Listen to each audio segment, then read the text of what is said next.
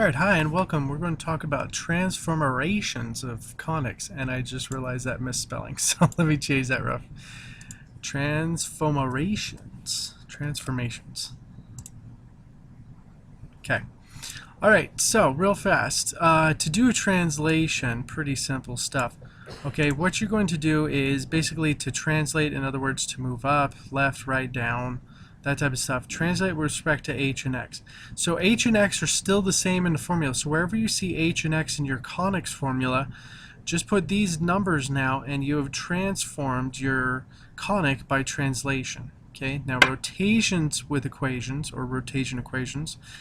To find the equation of a conic with respect of a rotation of theta, replace x with x prime cosine theta plus y prime sine of theta, and y with negative x prime sine of theta plus y prime cosine of theta.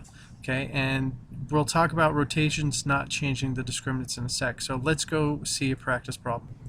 Okay, so find the equation of the graph of x squared divided by 16 minus y squared divided by 9 equals 1 after it has been rotated about the origin 45 degrees.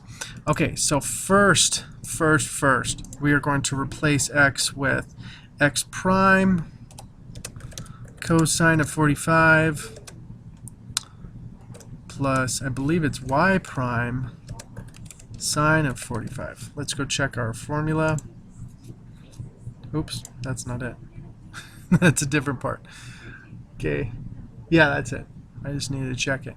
Okay, now this is going to turn into the square root of 2 divided by 2 x prime plus square root of 2 divided by 2 y prime. Oops, y prime. Okay, so that one's pretty simple. So we're going to replace this with x. So x equals this. Okay, and then y equals, okay, if you remember, it's going to be the negative x prime of sine of 45. As you can see, that's not going to change much. Plus y prime cosine of 45, which is going to turn into negative square root of 2 divided by 2 x prime plus square root of 2 divided by 2 y prime. Okay, so we have those two all set up. Okay, so what we're going to do is times everything by 144 to transform the equation to, I believe it's going to be 9x squared minus 16y squared equals 144, because that's the common denominator between those two is going to be there. Okay, now what I'm going to do is replace those y's and x's with what I just had. Okay, and what we're going to do is, if you can see, this is going to be some crazy stuff going on here. So what we're going to do is expand the binomials. In other words, we're going to multiply everything out, and if you notice, this is a difference of perfect square. Well, it's not a difference, it's a perfect square trinomial, so I'm going to write this out. Oops.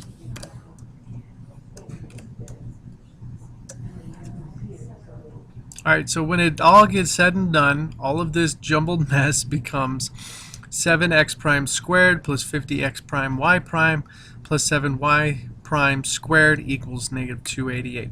Now, if we take a look at the graph of this and then compare it with up here, we'll actually see the rotation. Now, just to cover what we did in this, just so everyone's on the same page. Okay, we replaced right here, so this is x and y replaced.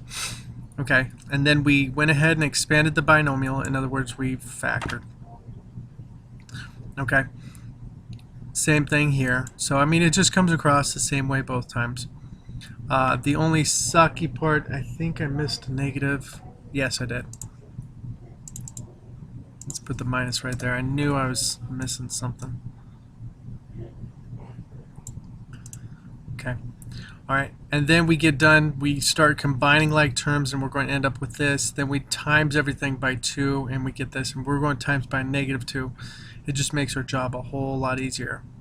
Let me make this negative Sometimes it's better to just go over your work and just review it real fast. I'm going to show you what this looks like. Alright, so here's the original graph in black. Now this one, if you notice, I don't have the primes there, but the primes just mean the image of this being the pre-image. Okay? Alright, so I turn this on, and voila, it's turned 45 degrees in a positive rotation. Okay, which seems like a lot of work to do something for this, but as a matter of fact, it makes your job a whole lot easier. Now here's the cool thing, is that whenever you're doing a rotation like this, you're doing a little bit of pre-calculus, especially if you're using Photoshop Editor, and this is how they're able to do it. They actually use those formulas. Okay. Alright, real fast. We're going to identify some conics by using the discriminant. Okay, now if you notice, the rotations don't change the discriminant, so that's kind of cool. So if b squared minus 4ac is less than 0, then the graph is a circle if a and b, a equals c and b equals 0, or an ellipse if a is not equal to c or b is not equal to 0. Okay. Now if b squared minus 4ac is greater than 0, then the graph is a hyperbola. And if b squared minus 4ac equals 0, then the graph is a parabola. So the only tricky part is looking at this bad boy right here. Okay, so if you take your time and just pay attention to these instructions, and they're in the book as well, you should be fine with this. Okay, all right. Now, an angle of rotation about the origin. Now, theta, being the angle of rotation about the origin, can be found from the general formulas. So theta equals pi force if a equals c, so it's just a 45-degree rotation, okay, if a equals c. And if you remember, if a equals c, you're probably more than likely dealing with an actual circle, so that's pretty nice. Okay. Now, that's just one situation. Now, the other situation is, if a does not equal c, then follow this formula. Tangent of 2 theta equals b over a minus c. Okay, and where are these all coming from? These are all coming from the general formulas that we've had from before. The ax squared plus bxy plus cy squared, all the way down. Okay, and if you notice, you only have to pay attention to those. Okay, so you can find the angle of rotation about the origin by using these formulas right here. Okay, all right, that's it for working with pre-calculus transformations of conics. I'll talk to you later. Bye.